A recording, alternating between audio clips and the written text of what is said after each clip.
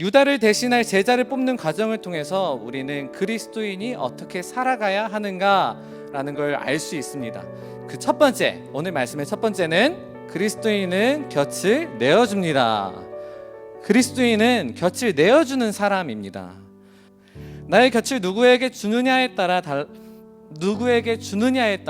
달리 불리울 때가 우리에겐 종종 있습니다. 내 곁에 누가 있는지에 따라 우리의 모습이 결정될 때가 종종 있어요.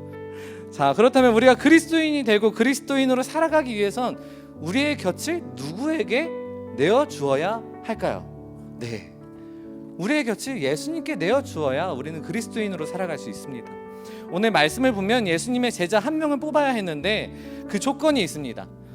예수님이 우리와 있을 때 항상 함께 다니던 사람 중에라는 조건이 붙습니다. 즉 예수님과 늘 함께 있던 사람이 제자가 될 자격이 있다는 얘기겠죠. 예수님과 늘 함께 있던 사람이 제자가 될 자격이 있다는 거예요. 이 말씀이 오늘 그리스도인으로 살아가는 우리가 어떻게 살아가야 하는지를 보여줍니다. 여러분의 곁에는 예수님이 늘 함께 있습니까? 여러분들의 곁을 예수님께 내어주고 예수님과 동행하고 날마다 함께 있어야 그리스도인이라는 사람이 됩니다. 예수님과 늘 동행하고 늘 함께하기 위해서 여러분의 곁을 예수님께 내어주는 우리 뉴데이스 모든 이들이 되기를 간절히 기도하겠습니다.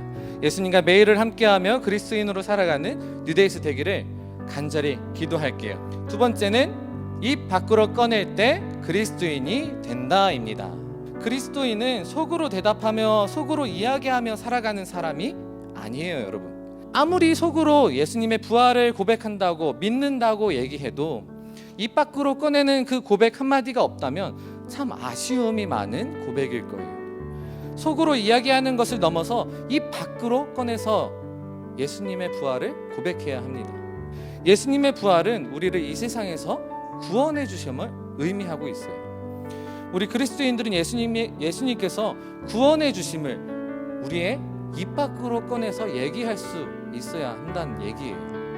그리스도인이라면 속으로 맞아, 예수님이 나 구원했지, 십자가에 달려 돌아가셨지, 나 때문에 부활하셨지, 이렇게 속으로 얘기하는 것이 아니라 입 밖으로 맞아, 예수님이 나 때문에 십자가에 달려 돌아가셨고 부활하셨어, 그래서 나를 구원해 주셨어, 이렇게 얘기할 수 있는 게 그리스도인이라는 겁니다.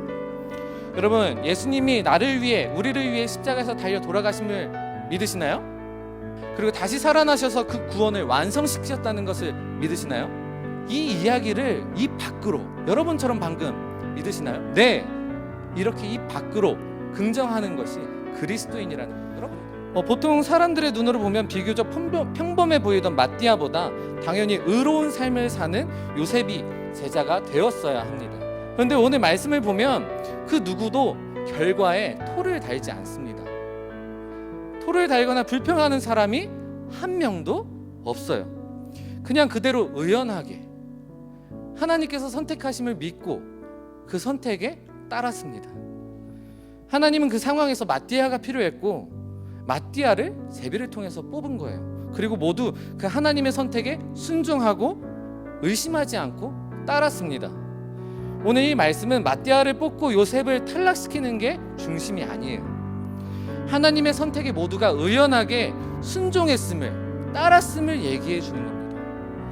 하나님의 말씀에 순종하고 의심을 품지 않는 모습으로 우리에게 신앙적인 지표를 보여줍니다. 그리스도인이라는 것은 예수님을 기억하고 예수님의 부활, 구원에 대한 확신이 있어야 하지만 제일 중요한 것은 하나님의 선택하심 앞에 순종하는 모습, 따르는 모습을 보여야 그리스도인이라는 겁니다. 우리가 정말 노력하고 또 노력해도 그리스도인으로 살아가는 게 어렵습니다. 열심히 그리스도인으로 살아가려고 해도 완벽하지 못해요. 우리가 완벽히 그리스도인으로 살아가지 못해도 하나님께서 우리에게 너는 그리스도인이야, 너는 하나님의 자녀야 라고 선택해 주신다면 우리는 그리스도인이고 하나님의 자녀가 됩니다.